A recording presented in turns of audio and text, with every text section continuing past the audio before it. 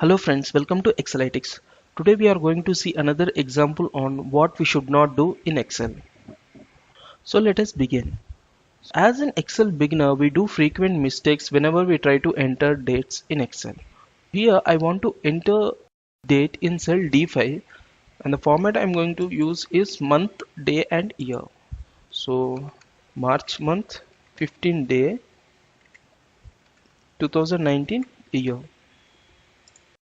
And then the same date is entered here with a different format, 15 day March month 2019. So if you look at both the cases, in first case the date is towards the left and in the second case the date is towards the right. There is a difference in alignment. So whenever you try to enter proper date in Excel, then Excel recognizes the information and pushes the date to the right side of the cell, because all dates are treated as numbers in Excel.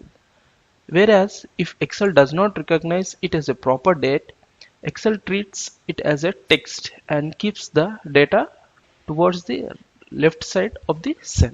In order to enter a proper date in Excel, we should be knowing our system settings with regard to date. So these settings can be available at the right side bottom in taskbar. You can see the date format.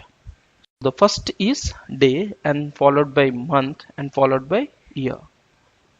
That is the reason Excel recognized my second example as a date. Okay, this is one of the frequent mistake done by Excel beginner. So we should be using the correct date format, then only Excel can recognize them as dates. And also you can change the settings for your system as well.